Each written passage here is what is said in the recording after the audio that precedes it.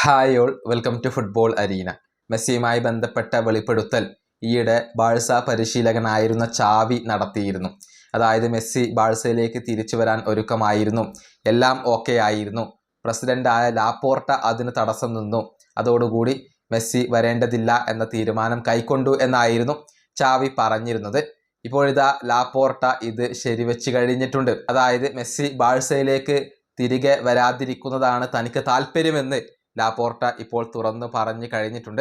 ഇന്നലത്തെ ഇലക്ഷൻ പ്രചരണത്തിനിടയിൽ സംസാരിക്കുകയായിരുന്നു അദ്ദേഹത്തിൻ്റെ വാക്കുകൾ ഇങ്ങനെയാണ്: തീർച്ചയായും മെസ്സി FC ബാഴ്സലോണയുടെ ചരിത്രത്തിലെ ഒരു രേഖപ്പെടുത്തലാണ്.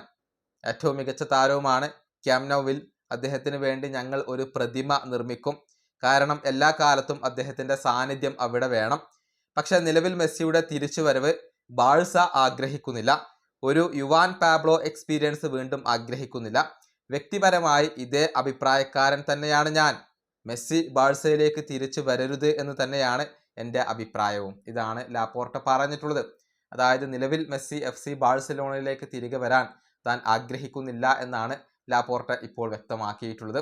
ഏതായാലും ഇത് അദ്ദേഹത്തിന് പ്രസിഡൻഷ്യൽ ഇലക്ഷനിൽ തിരിച്ചടി ഏൽപ്പിക്കുമോ എന്നുള്ളതൊക്കെ കാത്തിരുന്നു കാണേണ്ട കാര്യമാണ്. കഴിഞ്ഞ തവണ ലാപ്പോർട്ട പ്രസിഡൻഷ്യൽ ഇലക്ഷൻ വിജയിച്ചത് എങ്ങനെയാണ് എന്നുള്ളത് നമുക്കെല്ലാവർക്കും അറിയാം. മെസ്സിയെ നിലനിർത്തും എന്ന വാഗ്ദാനം നൽകിക്കൊണ്ടായിരുന്നു, അതല്ലെങ്കിൽ ആ പ്രചരണം നടത്തിക്കൊണ്ടായിരുന്നു ലാപ്പോർട്ട വോട്ട് പിടിച്ചത്. പക്ഷെ വിജയിച്ചു കഴിഞ്ഞപ്പോൾ അദ്ദേഹം മെസ്സിയെ ഒഴിവാക്കുകയാണ് ചെയ്തിട്ടുള്ളത്. ഈ വീഡിയോയുടെ അവസാനിപ്പിക്കുന്നു. അടുത്തൊരു വീണ്ടും കാണാം.